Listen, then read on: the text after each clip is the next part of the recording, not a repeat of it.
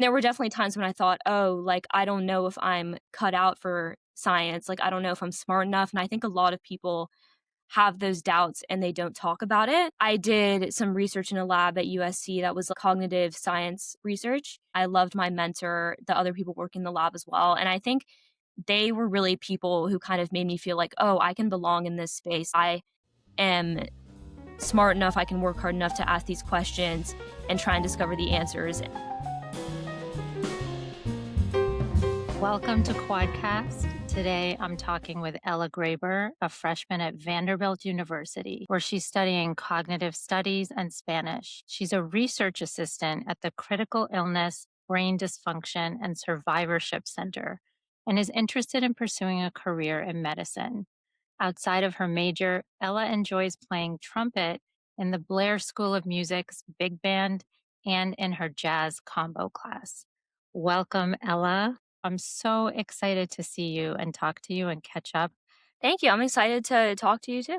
I do want to start with music because I know you first and foremost as a trumpet player and a woman trumpet player. Your evolution as a musician and your commitment to the instrument, I feel like it really exemplifies you as a person. It's a kind of an analogy for who you are and your resilience.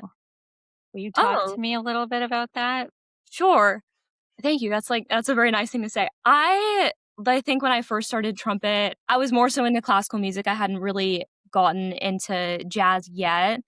I was in jazz band in ninth grade, but it was over Zoom. And then it was really in 10th grade when I joined studio jazz band. I think that I really started feeling like, oh, I want to play trumpet more seriously. Like I should actually practice. And really a lot of that too was Dr. Sullivan's instruction. I think he really helps kids at Harvard West really feel a passion for music. I just remember 10th grade really being the moment when I was like, oh, this is really cool and this is something I might want to get into more seriously and maybe even play in college. And then especially getting a lot of those kind of performance opportunities. I remember playing at events and being like, wow, this is awesome that I can make music for people and they enjoy it. And I feel like I'm really bringing something to other people's experiences. How did you feel going up in front of people for the first time with your trumpet? Do you remember that at all? I actually remember that very well because I remember really struggling with stage fright. And every time I would go up on stage and see all those people, I was like, oh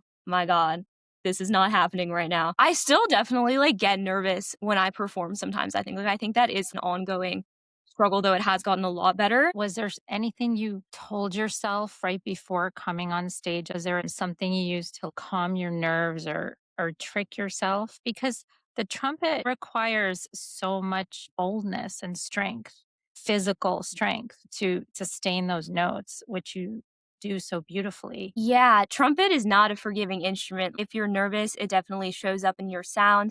If your hands are shaky, that definitely comes forth. Your air support is weaker, I think, at times when you're nervous. So it's really not a forgiving instrument. And I think that this is going to sound like a very strange trick that I use, but I always just imagine somebody I know who's just really, really confident and plays their instrument really confidently. And then when I'm on stage, I just pretend I'm them.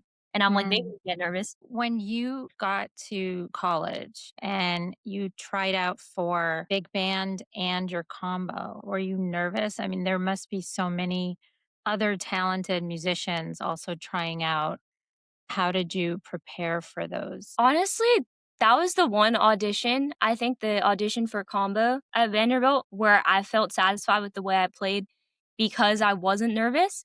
Hmm. And I think that's because, I feel like I didn't expect much going in. I was like, "Oh, I'm just gonna shoot my shot and see what happens, and I really have nothing to lose." And that was a very comforting feeling to me, especially I didn't know our professor at all or anything like that. So I was just like, "Oh, I'm just gonna go into this guy's office and play a song, and then I'll Oh, be you done." just do it solo in the office? You just play a solo Yeah, piece? yeah, you go in and they put on the iReal Pro track, and Mm. they have all the jazz professors in there, and they just listen to you play. I played, Joy Spring by Clifford Brown, which is a great song. I was happy that that was on the audition list. I didn't originally try out for the big band, but our director emailed me to be in it, and I was like, "That is so cool. I would love to be in the big band." I don't know why I didn't audition for it. I just didn't know how it would be to take 2 jazz classes just on top of everything else, but it's been a really rewarding experience. I'm really happy that I'm in it. You came from a high school where the jazz program was such a tight knit family. What's it like at Vanderbilt? I really love the Vanderbilt Jazz program. It's truly a privilege to be around people who are so talented, yet everyone in the program, I think, is so humble, Hmm. and I've really enjoyed the community there, and I just enjoy all the playing opportunities that we get as well. I've made some great friends in that program. Yeah, it reminds me of the Harvard Westlake program in a lot of ways, and then is also different in others. How is it different? Honestly, it's just, like, really intense sometimes just in terms of how much you need to practice and the workload and the quantity of performances, and I think that's great. I've never been pushed so hard musically Hmm. in my life. Tell me about your practice schedule. It definitely varies based on the week. Like, if I have a really big test, I'm definitely not doing more than, like, an hour and a half of practice per day. Mm. And then on weeks when I'm really not doing much, I'm like, why not practice some more? So I'll do that, but it really does vary. And then I have some friends that I'll play with every so often as well. So we'll practice together. And I think that's always better than practicing alone. I think you can really learn a lot from playing with other people. Is there a practice space you like to go to on campus, like a specific room? I typically go to the music school to practice, which is kind of separate from the main campus. My favorite room is on the second floor. It's room 2190. It's next to this really nice table that you can study at. So I'll study and then I'll practice and I'll go back and study. And the room also has a whiteboard. So if I'm really having a week with my OChem or my biology or whatnot, I'll write that on the board so that I can stare at it as I practice. And yeah, I really like that practice room. It has nice acoustics too, it's a big window. That's where I normally go to practice. You have this musical, artistic side of you. How early on did you know that you were going to pursue science? I don't know if I'm able to like pinpoint the exact moment when I knew that because I definitely think I had a lot of like varied experiences with science, especially during high school. And there were definitely times when I thought, oh, like, I don't know if I'm cut out for science. Like, I don't know if I'm smart enough. And I think a lot of people have those doubts and they don't talk about it. But honestly, I think that senior year of Harvard Westlake and the summer, I think it was the summer before senior year, I did some research in a lab at USC that was cognitive science research. And just kind of being in that environment where you're trying to ask a question, you're trying to discover a new answer. I think that's something that was really enticing to me about science. And I think that was also just an amazing lab environment. I loved my mentor, the other people working in the lab as well. And I think they were really people who kind of made me feel like, oh, I can belong in this space. I am smart enough, I can work hard enough to ask these questions and try and discover the answers. Nobody is really judging you, and everyone's on their own journey with science. I think that it's all about working hard and constantly like pursuing new knowledge. And I think that's like what defines being a scientist. How did you come upon this cognitive science lab at USC when you were in high school? So there's this program that USC has called the Bridge Undergraduate Science Junior Program. And it's this program where if you can find a professor to mentor you, and take you into their lab. You can just go work in their lab for free, and then you're able to present at a symposium at the end of the program. And it's about I think it's about 6 to 8 weeks. I had never really done anything research related before, but it was always something that I had kind of thought might be interesting to try out. So I emailed Professor Jason Zevin because I was really interested in his research, and he set me up with a mentor who was working in his lab. It was definitely an amazing experience, and I still keep in contact with the people from that lab. What is cognitive studies? What does that mean to be a cognitive scientist? A lot of people ask me that because they're like, "What's your major?" And I'm like, "I'm a cognitive science major." And they're like, "What is that?" And I think a lot of websites have very varying definitions of it. I would say it's similar to psychology, but maybe has a little bit more of a neuroscience aspect in some ways. But it's also a very interdisciplinary field There's definitely some aspects of it that like are related to linguistics, some that are related to philosophy. It's just kind of the interdisciplinary study of cognition and like how our minds work. That's how I Hmm. would go about defining it. But like I honestly think that cognitive studies is something that's really difficult to define. I've definitely asked professors like, "Oh, what do you think cognitive studies means?"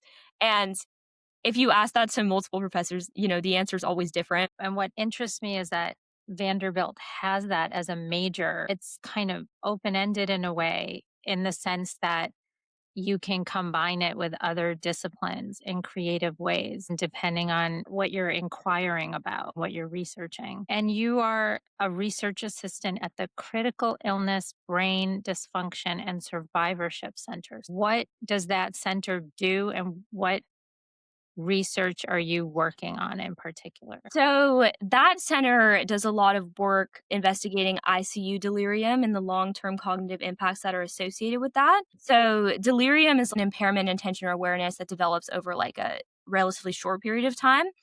And oftentimes it's associated with long-term cognitive deficits, but those deficits aren't always really investigated to their fullest extent.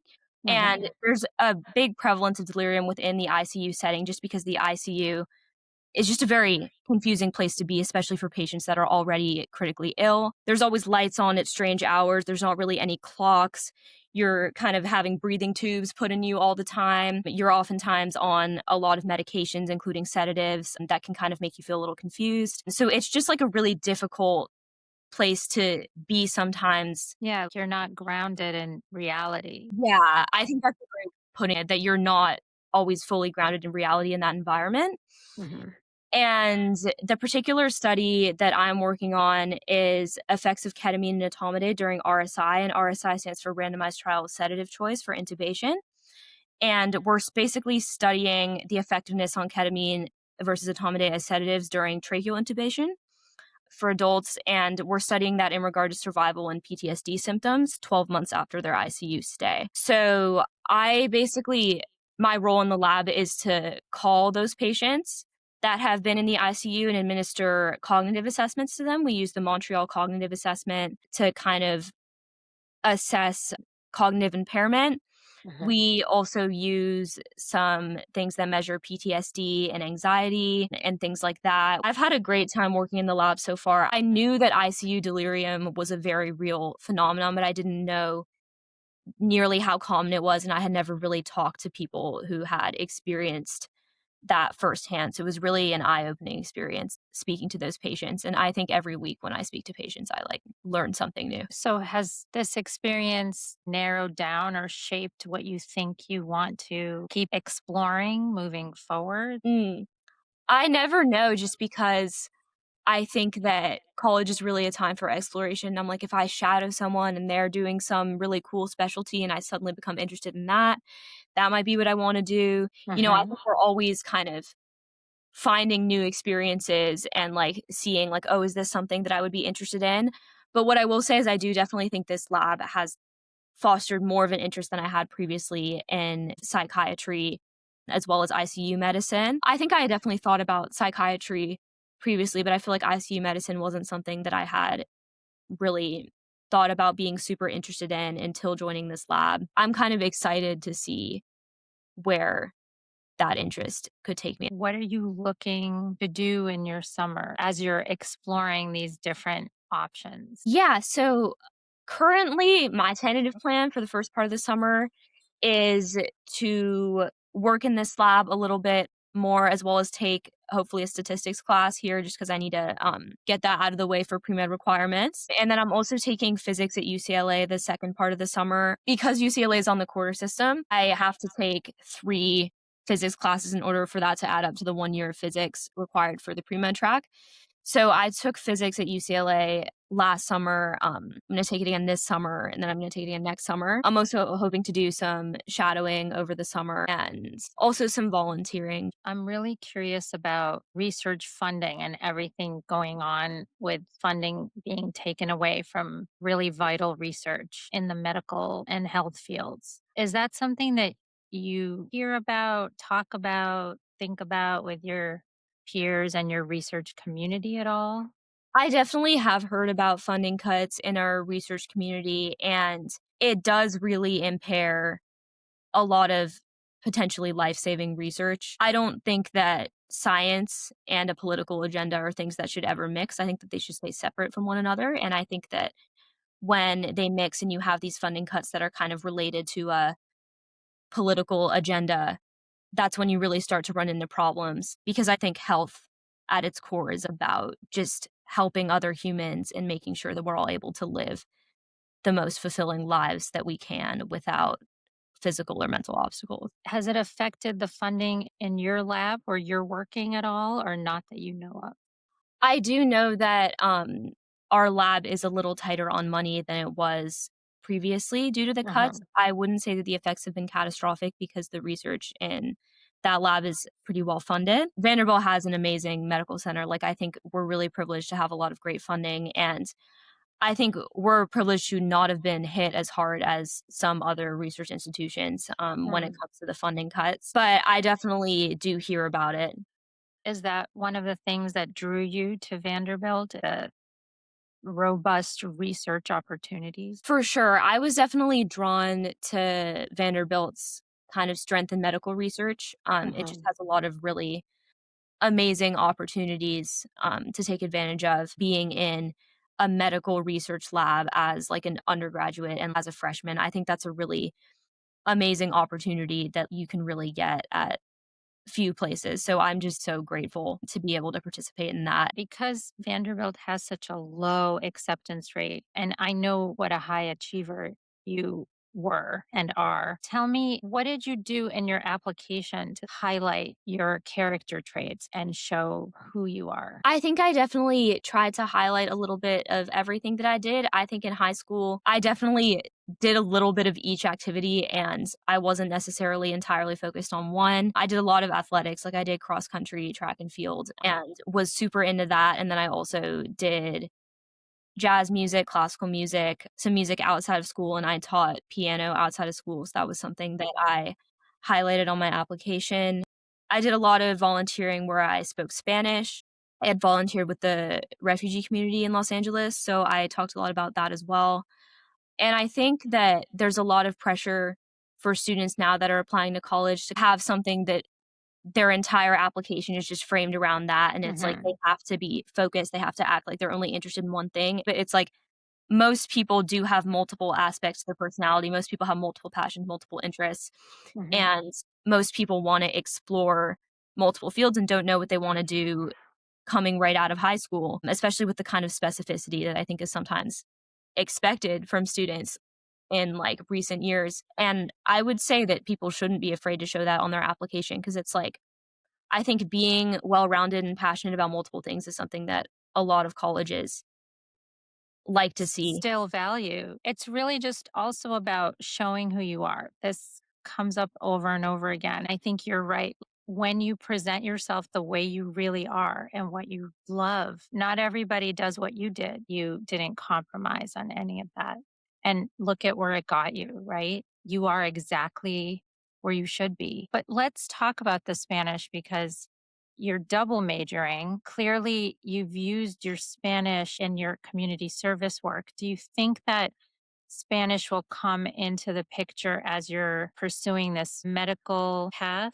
Absolutely. I think that doctors being able to speak multiple languages, especially Spanish, is a really important step towards like truly achieving equity in healthcare fields. I think that, especially in California, I know there's just a ton of Spanish speaking patients and then not enough providers that speak the language. And a lot of the times you have to go through an interpreter. And even though it's great that we have interpreters, it's always better for the provider to be able to communicate directly with the patient.